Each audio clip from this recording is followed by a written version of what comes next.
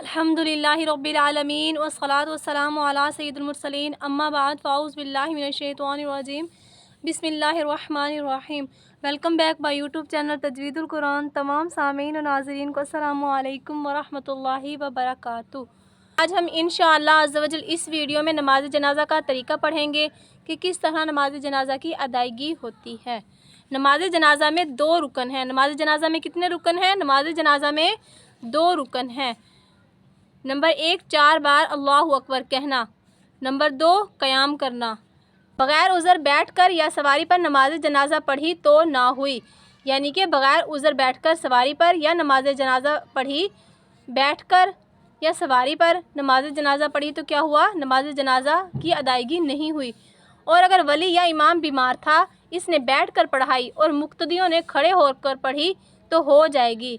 अगर वली या इमाम जो नमाज जनाज़ा पढ़ा रहा है, अगर उसने बैठकर पढ़ाई और मुक्तदी यानी कि जो इमाम के पीछे होते हैं उनको मुक्तदी कहते हैं, और मुक्तदियों ने अगर खड़े होकर पढ़ी नमाज जनाज़ा तो इस सूरत में नमाज जनाज़ा की अदायगी हो जाएगी। और इसके अलावा नमाज जनाज़ा में 3 चीज़ें सुन्नत मुअक्कदा हैं, यानी कि 3 चीज़ें ताकीद के साथ हैं। नमाज जनाज़ा में 3 चीज़ें क्या है? सुन्नत के साथ, यानी कि सुन्नत मुअक्कदा हैं। नंबर 1 अल्लाह अज़्ज़ा वजल की हम्द व सना बयान करना।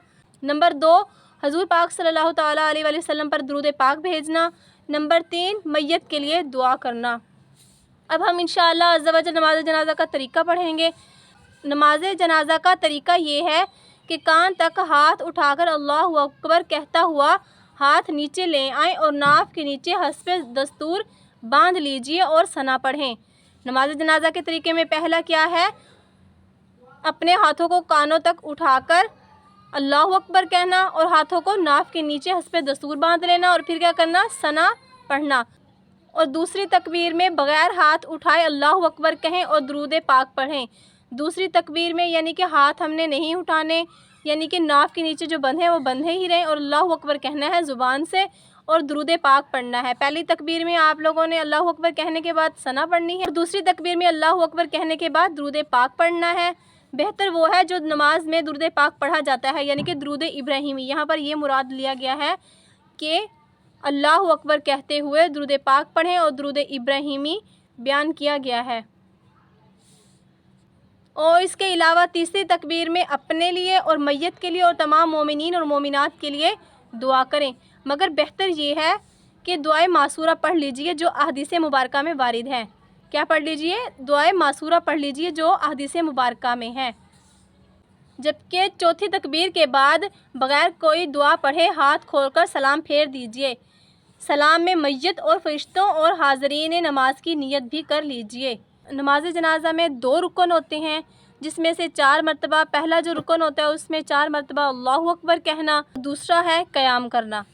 नमाज जनाज़ा के पहले तरीके में यही शामिल है कि पहली मरतबा अल्लाहु अकबर कहते हुए हाथ कानों तक उठाएं, फिर नाफ के नीचे ले आएँ और सना पढ़ें। जबकि दूसरी तकबीर में अल्लाहु अकबर कहते हुए दुरूद पाक पढ़ें और इसमें आप लोगों ने हाथ नहीं उठाने। जबकि तीसरी तकबीर में तमाम मोमिनीन और मोमिनात के लिए दुआ करनी है और इसमें दुआए मासूरा वगैरह पढ़नी है। जबकि चौथी तकबीर कहते हुए बग़ैर हाथ उठाए, बग़ैर किसी दुआ के चौथी तकबीर कहने के बाद अपने हाथों को खोलकर दाएं तरफ और बाएं तरफ सलाम फेर दीजिए। मैंने आप लोगों को नमाज जनाज़ा सिखाने की थोड़ी सी कोशिश की। अल्लाह अज़्ज़ा वजल हमारे इल्म व अमल में इजाफ़ा अता फ़रमाए और हमें सही से इस्लाम के उसूलों पर अमल करने की तौफ़ीक भी अता फ़रमाए। सल्लु अलल हबीब सल्लल्लाहु ताला अला मुहम्मद सल्लल्लाहु ताला अलैहि वालैहि वसल्लम। अब इंशाअल्लाह अज़्ज़ा वजल नेक्स्ट वीडियो में न्यू टॉपिक के साथ आपसे मुलाकात होगी। तब तक के लिए दुआओं में याद रखिएगा। अल्लाह हाफ़िज़।